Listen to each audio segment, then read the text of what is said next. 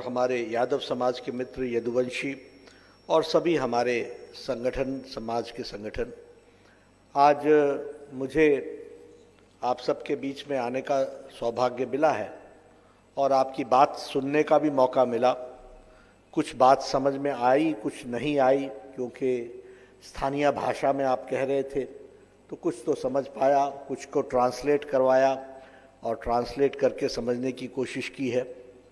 लेकिन सबसे बड़ी बात यह है कि भाषा समझ में ना आया हो, लेकिन आपका दिल हमको समझ में आ गया है। इसलिए जब मन और दिल समझ लेता है तो भाषा अपने आप समझ में आ जाती है। आप सब ने बहुत ही अच्छे तरीके से सारी बातों को रखा है और आपने आशा जगाई है कि उन बातों को पूरा करने की हमारी जिम्मेवारी है, हम पूरा करेंगे। और मैं आपको विश्वास दिलाना चाहता हूं कि जो क्रम भी हमने रखा है, कुछ लोगों ने मुझे लिखित रूप में दिया है और कुछ उस पेटी में आपने डाला है। मैं आपको एक बात का विश्वास दिलाता हूं कि जो कुछ भी आपने लिख के दिया है वह पार्टी के काम भी आएगा, समाज के काम भी आएगा और आपकी बताए रास्ते पर पार्टी। तो मैं देख रहा था कि मूल बात क्या है। मूल है कि नेतृत्व का विचार क्या होता है। मान लीजिए मैं कोई भाषण दे रहा हूं या मैं सुन रहा हूं या मैं बोल रहा हूं, मैं करूंगा कि नहीं करूंगा, इसका आपके पास आधार क्या है? मेरी पार्टी करेगी कि नहीं करेगी, इसका आधार क्या है? इसका आधार एक ही हो सकता है, वो है पार्टी की सोच में मूल नीति क्या है। मूल नीति है मोदी जी की सबका साथ, सबका विकास और सबका विश्वास। सबको साथ लेकर चलना है, सबका समावेश करना है और सबको आगे बढ़ाना है, ये हमारी नीति। अब दूसरी ओर क्या है? भेद डालो, समाज को बांटो, अलग करके रखो, अलग अलग डिमांड क्रिएट करो और चुनाव आए तो सबको अपने तरीके से बांटने का प्रयास करो और राज करो। ये बड़े स्पष्ट शब्दों में कहना चाहूंगा कि वर्तमान वेस्ट बंगाल की सरकार ममता जी के नेतृत्व में यही कर रही है। फूट डालो और राज करो, इस बात को आगे बढ़ा रही है। इसलिए विश्वास किस पर करना और किस पर नहीं करना, ये आपने तय कर लिया है, मैं जानता हूं, तभी आप यहां आए हैं।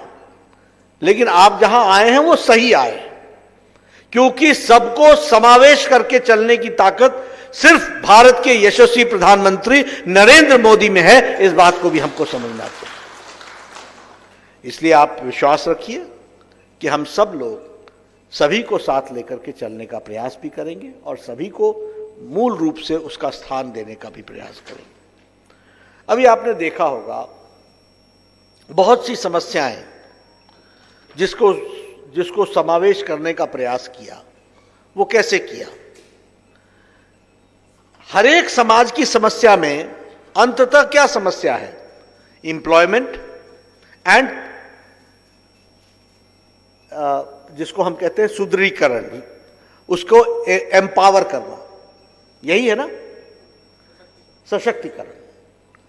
अब अगर आप ये सशक्तिकरण के विषय को देखेंगे तो आप पाएंगे कि पिछले 6 सालों में मोदी जी ने सभी को सशक्तिकरण करने का काम किया है। अब वो कैसे? चाहे वो आप जनधन योजना उठा लीजिए।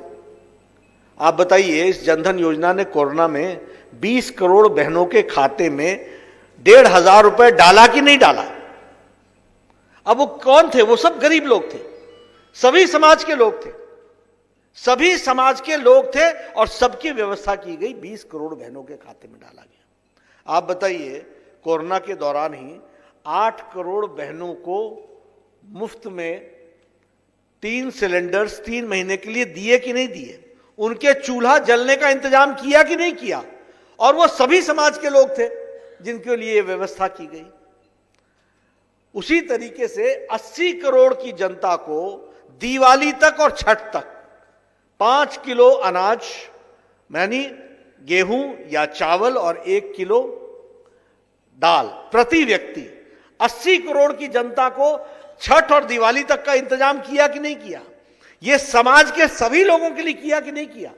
यह समाज का सशक्तिकरण हुआ कि नहीं हुआ? इस बात को हमको जानना चाहिए, इस बात को हमको समझना चाहिए। प्रधानमंत्री किसान सम्मान निधि 10 करोड़, वैसे तो 8 करोड़ 60 लाख लोगों को दे दिया गया, लेकिन 10 करोड़ किसानों के लिए यह व्यवस्था की गई है। दुख के साथ यह कहना पड़ता है कि ममता जी ने, ममता की सरकार ने इसको किसानों को यहां बंगाल में लागू नहीं होने दिया है और आपको वंचित रखा है। अब आपका जिम्मा बनता है, अप्रैल में आप वापस हो, उनको वापस करो, बीजेपी को लाओ, 1 महीने के अंदर किसान सम्मान निधि हम आपको लागू करके देंगे। यह हम आपको बताना चाहते हैं। कितने किसान हैं यहां पर? 76 लाख, 76 लाख, 76 लाख लोगों को वंचित रखा है। किसने वंचित रखा है? एक मुख्यमंत्री ने, वेस्ट बंगाल के। आप बताइए, आयुष्मान भारत, हमारे 10 करोड़ 74 लाख परिवार हैं, 55 करोड़ लोग हैं। इन 55 करोड़ लोगों में कौन कौन है जरा आप देखिए, आप देखिएगा, आपके समाज से सब लोग होंगे। रेडी वाला, फेडी वाला, ऑटो वाला, रिक्शा वाला, बाल काटने वाला, बढ़ई का काम करने वाला, कारपेंटर, हमारा मेड सर्वेंट जो गांव में, घर में महिलाएं काम करती हैं, हमारा घर में काम करने वाला servant, rag picker, rag picker यानी जो कूड़े में से जो सामान निकालता है और उसको बेचता है, वो रैग पिकर। ऐसे लोग जो किसी जाति के आधार पर नहीं, काम के आधार पर रिक्शा चलाने वाला, ऐसे 55 करोड़ लोगों को मोदी जी ने 5 लाख रुपए का सालाना, हर साल 5 लाख रुपए का पूरे परिवार के लिए, स्वास्थ्य के लिए, गंभीर बीमारियों के इलाज के लिए हर परिवार को दिया है। इस बात को समझना चाहिए, ये इतना बड़ा काम किया। लेकिन वेस्ट बंगाल की जनता उससे वंचित है। क्यों? ममता जी, अब मैं बार बार बोलता हूं, हमारे को बाबुल सुप्रियो बोलता है कि आप बोलते हैं, कैसे नहीं बोलूं, बोलना पड़ता है। अब ममता जी को बोलो क्या आयुष्मान भारत देंगे, ममता जी बोलती होबे ना, होबे ना, होबे ना, की होबे ना, होबे, अप्रैल मास से होबे होबे होबे हो के रहेगा, अप्रैल महीने में हो के रहेगा। वो आप करेंगे, पहले कमल पर आप दबाएंगे, बाद में आयुष्मान पर हम दबाएंगे। ये हम आपको विश्वास दिलाते हैं, ये हम आपको बताना चाहते हैं क्या तरीका। इसलिए मित्रों, सबसे पहले सशक्तिकरण की दृष्टि से जब हम देखते हैं, अब आप बताइए 18,000 गांव में बिजली नहीं थी, लगभग 1,000 गांव आपके वेस्ट बंगाल के थे। मोदी जी ने बिजली पहुंचा, 22 करोड़ लोगों के घर में बिजली नहीं थी आजाद भारत में। 22 करोड़ के घर में मुफ्त तार भी दिए, खंबा भी दिया और बिजली घर तक पहुंचाई, मीटर लगा करके दिया। 22 करोड़ लोगों को ये मोदी जी ने करके दिया। ये हमको ध्यान में रखना चाहिए। किसका भला हुआ? कौन था जिसके घर में बिजली नहीं थी? गरीब आदमी। उसको सशक्तिकरण कैसे हुआ? बिजली सिर्फ घर में बिजली नहीं आती, घर में बिजली आती है तो टेलीविजन भी आता है, घर में बिजली आती है तो फ्रिज भी आता है, घर में बिजली आती है तो विकास भी होता है, घर में बिजली आती है तो बच्चा पढ़ने वाला भी बनता है। इसलिए सशक्तिकरण का माध्यम बनती है बिजली, ये समझना चाहिए। और वो काम मोदी जी ने 22 करोड़ घरों को पहुंचाया है, ये मैं आपको बताना चाहता हूं। और जिम्मेवारी किस पर दी? जिम्मेवारी अधिकारी पर दी कि उसका काम है कि वो बिजली पहुंचाए। हमारे जमाने में क्या होता था? अफसर एहसान मारता था कि जैसे तुम्हारे घर में बिजली पहुंचा दी तो बहुत बड़ा एहसान कर दिया। अब क्या हो गया? मोदी जी ने कहा दे लिया। हर यहां पर बैठे बाबू सुप्रियो जी बैठे, देवश्री चली गई, हर कैबिनेट के मीटिंग में मोदी जी पूछते थे बताओ 1000 दिन में हमने 18,000 गांव में बिजली पहुंचानी है। हर कैबिनेट के मीटिंग में पूछते थे बताओ कितने गांव आगे बढ़े, बताओ कितने गांव आगे बढ़े। अधिकारियों को काम करना पड़ा। फर्क क्या पड़ा? मेरे जमाने में हम बिजली मांगने जाते थे गांव में, हम एमएलए थे तो हम लोगों को बोलते थे कि जाओ जाकर के बिजली ले आओ, तो अफसर क्या बोलता था, तार है तेरे पास? नहीं, पहले जा तार खरीद के आओ। फिर तार आ गई, फिर बोलता था खंबा उठाने के लिए आदमी है तुम्हारे पास? बोले नहीं। बोले जाओ गांव के लोगों को लेके आओ, सारे गांव में लेकर खंबा को अपने कंधे पर रख करके लेके गांव में जाओ, तब हमारा लाइनमैन आएगा खंबा लगाने के लिए, और तब जाकर के बिजली लगती थी। मोदी जी के आने से क्या फर्क पड़ गया कि अब अफसर जाता है घर में, आपके यहां बिजली नहीं है, आप इस पर फॉर्म पर साइन करो, मैं आपको बिजली दूंगा, और 5 दिन के अंदर बिजली पहुंचाता है। यह परिवर्तन आया है, इस बात को हमको समझना चाहिए, यह हमारा अंतर आया है। इसलिए मित्रों, जहां तक सशक्तिकरण का सवाल है, गरीब का सशक्तिकरण, अब ये 44 करोड़ खाते बैंक के खुल गए, 20 करोड़ बहनों के खाते में 500-500 रुपए पहुंच गया। दिव्यांग जन, हमारे वृद्धा पेंशन वाले लोग और हमारे ये जो विधवा बहनें थी, इनको 1-1 हज़ार रुपये कोरोना के दौरान पहुंचाने की व्यवस्था की। तो भारतीय जनता पार्टी के नेतृत्व में एनडीए की सरकार में आदरणीय प्रधानमंत्री जी ने ये व्यवस्था की, इसको हमको समझना चाहिए। अभी आप लोगों ने चर्चा की, बहुत सी मैं चर्चाएं सुन रहा था, किसी ने चर्चा की कि किसानों के बारे में, खेती के बारे में चर्चा की। मैं आपको विश्वास दिलाना चाहता हूं, हाँ, कोल्ड स्टोरेज की बात की कि कोल्ड स्टोरेज होना चाहिए। आत्मनिर्भर पैकेज में, आत्मनिर्भर भारत के पैकेज में 1 लाख करोड़ रुपए सिर्फ इसलिए रखा गया है कि आप फार्मर्स प्रोड्यूसर्स ऑर्गेनाइजेशन बनाएंगे, और फार्मर्स प्रोड्यूसर्स ऑर्गेनाइजेशन अपने गांव में जो विकास का काम कराना चाहेगी, जिससे किसान का भला होता है, वह उस 1 लाख करोड़ रुपए से होगा। यह ध्यान में रखिए। एक नहीं, कोल्ड स्टोरेज भी बनेगा और जनरल स्टोरेज भी बनेगा, इस तरीके की व्यवस्था होगी, इसको हमको समझना चाहिए। इसलिए मित्रों, मैं आपसे सिर्फ यही कहना चाहूंगा, अब जैसे आत्मनिर्भर पैकेज की बात है, छोटे छोटे उद्योगों के लिए 3 लाख करोड़ रुपए की व्यवस्था की गई है। टोटल पैकेज 20 लाख करोड़ रुपए का है। 1 लाख करोड़ रुपए उसमें उन्होंने इसके लिए हमारे किसान भाइयों के लिए रखा है, किसान के फार्म गेट के लिए रखा है।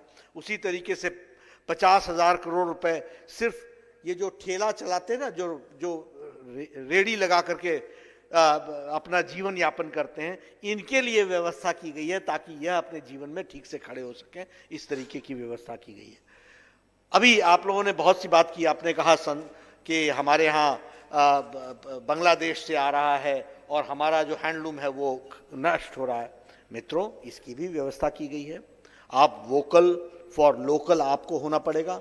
वर्ल्ड ब्रांडिंग हम कराएंगे, और यह वर्ल्ड ब्रांडिंग भी आत्मनिर्भर पैकेज के तहत होगा। और मैं अपने सांसदों से कहूंगा कि वेस्ट बंगाल की जो जो चीजें लोकल हैं, उनकी सूची बनाइए, उनकी योजना बनाइए, उसका रोड मैप तय कीजिए। और भारतीय जनता पार्टी भी विश्वास दिलाती है, और भारत सरकार मोदी जी के नेतृत्व में उनकी वर्ल्ड ब्रांडिंग भी कराएगी और उसके मार्केट भी बढ़ाएगी। इस बात का भी आपको मैं विश्वास दिलाना चाहता हूं, ये भी हम करेंगे। इसलिए मैं आपको ये सारी बातें इसलिए सुना रहा हूं और बता रहा हूं कि आपकी चिंता करने के लिए प्रधानमंत्री जी ने समग्रता में, होलिस्टिक अप्रोच में, सबको साथ लेकर के चलने का जो योजना बनाई है, उसमें आप सब लोग भी जुड़े हैं, शामिल हुए हैं। इसको हम ध्यान में रखेंगे। जहां तक आपने चाय के बागान के बारे में बातचीत की, हमारे आदिवासी समाज के लोगों ने बातचीत की, हमारे यदुवंशी लोगों ने बातचीत की, चाय के बागान की दृष्टि से मिनिमम वेजेस के बारे में बातचीत की है। मित्रों, पहले शायद 40 कोड लेबर लॉज अलग अलग थे, अब उसको हम लोगों ने 4 में सीमित कर दिया है। और आपके यहां होता था प्लांटेशन लेबर एक्ट, अब प्लांटेशन लेबर एक्ट को खत्म कर दिया है और मिनिमम वेजेस एक्ट में ही उसको डाल दिया है। इसलिए चाय के बागानों को भी वही लेबर मिलेगी और वही दाम मिलेगा जो मिनिमम वेजेस एक्ट में होगा, उससे वो प्रोटेक्टेड हो जाएंगे। ये कानून में परिवर्तन हुआ है, इसको हमको समझना चाहिए। उसी तरीके से जैसे आपने नारायणी सेना की बातचीत भी की है, निश्चित रूप से आपने रखा है, मैं भी आपकी बात को आवाज दूंगा और उसकी ताकत के साथ हम रखेंगे। जहां तक CAA का सवाल है, सिटीजन्स अमेंडमेंट एक्ट, ये सिटीजन्स अमेंडमेंट, आपको सिटीजन्स अमेंडमेंट एक्ट मिलेगा और मिलना तय है। अभी रूल्स बन रहे हैं, कोरोना के कारण थोड़ी सी उसमें रुकावट आ गई कोरोना के कारण, लेकिन जैसे जैसे कोरोना हट रहा है वैसे वैसे रूल्स भी तैयार हो रहे हैं और वो बहुत जल्द आपको उसकी सेवा मिलेगी। इसको भी आप ध्यान में रखिएगा और इसको हम पूरा करेंगे। हाँ, कुछ बातें आपने जैसे देवेंद्र नाथ जी के बारे में चर्चा की, वो भी हमारे समाज के प्रतिनिधि थे, लेकिन उनके साथ जो घटना घटी है, एक देवेंद्र नहीं है, ये हम भारतीय जनता पार्टी के हर कार्यकर्ता के लिए देवेंद्र की टीस अपने दिल में है और उसका हम कानूनन उसको निर्णायक मोड़ तक ले जाएंगे। इस बात का भी आपको हम विश्वास दिलाते हैं, ये भी हम आपको बताना चाहते हैं। जहां तक हमारे गोरखा समाज का सवाल है, मैं उनका धन्यवादी हूं। उन्होंने हमेशा हम लोगों का साथ दिया है और हमारी जिम्मेवारी होती है। उनके जो 2 बातें हैं उनको हम लोगों ने अपने संकल्प पत्र में भी रखा है। एक तो उसमें से राजनीतिक समाधान और परमानेंट सोल्यूशन करने की बात कही गई है, और दूसरा ये जो 11 जनजाति गोरखा की हैं उनको रिकॉग्निशन की बातचीत की है। दोनों हमारे संकल्प पत्र में हैं और दोनों हम पूरा करेंगे। दोनों के लिए हम कटिबद्ध हैं, हम उसके लिए कमिटेड हैं, हम उसके लिए आगे बढ़ेंगे। ये बात हम आपको बताना चाहते हैं।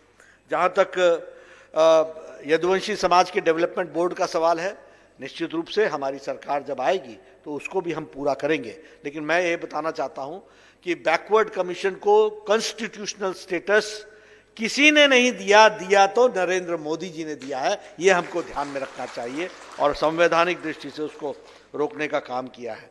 किसान सम्मान निधि के बारे में मैंने आपको बता ही दिया। कोल जाति के लोगों का उनको समावेश करने की बात है, उसको भी ज़रूर हम करेंगे। एक सुझाव आया कि सिंकोना एक बहुत मेडिसिनल हर्ब है जिसका उपयोग होना चाहिए। मित्रों, ये सब चीज़ें करने वाले सिर्फ भारतीय जनता पार्टी के ही लोग कर सकते हैं। इसलिए हम आपको ये इसलिए कह रहे हैं कि हिमाचल प्रदेश में हमारी सरकार आई, हमने बद्दी को एक मेडिसिनल हब में परिवर्तित कर दिया। उसी तरीके से हमारी सरकार आएगी तो हम यहाँ भी एक मेडिसिनल हब बनाएंगे और हर्ब्स के साथ साथ और बाकी चीज़ों को भी उसमें ज़रूर रखेंगे। इस बात को हम आगे करने वाले हैं, ये हम आपको बताना चाहते हैं। रेलवेज़ के बारे में चर्चा हुई है।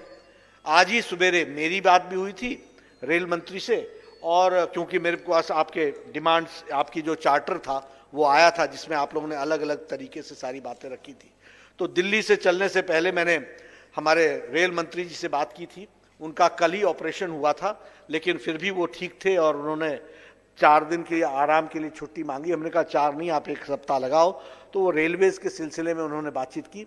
हमारी बात उनके साथ तय हुई है कि अभी विजयदशमी के बाद हमारे सारे जो सांसद हैं उत्तर बंगाल के, ये सभी के साथ पीयूष जी के साथ बैठेंगे और उत्तर भारत के, उत्तर बंगाल के जो रेलवे की समस्याएं हैं वो सारी की सारी पूरी की जाएंगी। इसको भी हम आपको विश्वास दिलाते हैं। इसलिए मैं बड़े कॉन्फिडेंस के साथ इस बात को कह सकता हूं कि जो आप समाज के लोगों की समस्याएं हैं उसको पूरा करना हमारी जिम्मेवारी है, उसको हम पूरा करेंगे। मुख्य धारा में आप सबको लाने के लिए जो भी आवश्यक है और जो जो चीज़ें रही हैं उसको पूरा करेंगे। आज जो आपके सुझाव आए हैं उसको भी हम स्टडी करेंगे, उसकी भी हम साइंटिफिक स्टडी करके सारी चीज़ों का एक होलिस्टिक पैकेज बना करके हम पूरा करेंगे, एक कॉम्प्रिहेंसिव पैकेज बना करके पूरा करेंगे। लेकिन मैं आपको इस बात का विश्वास दिलाना चाहता हूं, जो मैंने पहले कहा कि बहुत सी चीज़ें यहाँ के वर्तमान सरकार के कारण खटाई में पड़ी हुई हैं, उनके कारण दबाया गया है। उन्होंने यहाँ भी सभी समाज को, देखो मेरे पास जानकारियां हैं, सभी समाज को तोड़ने का उन्होंने काम पकड़ा है। सभी के यहाँ अप्रोच किया गया है। किसी संगठन को पैसे देने का प्रलोभन दिया गया, किसी को कहा गया कि तुम इस डिमांड को छोड़ दो, किसी को कहा गया कि तुम इस डिमांड को उठाओ, किसी को कहा गया कि ये बताओ तुम्हारे लिए हम ये कर देते हैं, तुम इनसे अलग हट जाओ। ये सब हुआ है कि नहीं हुआ है? हुआ है कि नहीं हुआ है? ये वो लोग करते हैं जो जान जाते हैं, पूरे 4 साल आपका दमन करते हैं और चुनाव के 5वें साल में लुभावने नारे देते हैं। ये है टीएमसी। और बीजेपी वो है जो कहती है वो करके देती है, उसको पूरा करती है। वह समाज को जोड़ती है, टीएमसी समाज को तोड़ती है। हम लोग सबको साथ लेकर के चलते हैं, सबका विकास करने का प्रयास करते हैं, सबको विश्वास में लेते हैं। वो लोग तोड़ करके, समाज को बांट करके वोट बैंक की राजनीति करते हैं। और वोट बैंक की अब आपने देखा होगा हिंदू समाज के प्रति कितना आघात ममता जी की सरकार ने इतने समय तक रखा। अब जब समझ में आ गया कि हमारे को इसमें नुकसान हो रहा है, तो हर समाज को अब जोड़ने के लिए किसी तरीके से उनको फुसलाने का प्रयास हो रहा है कि नहीं हो रहा है?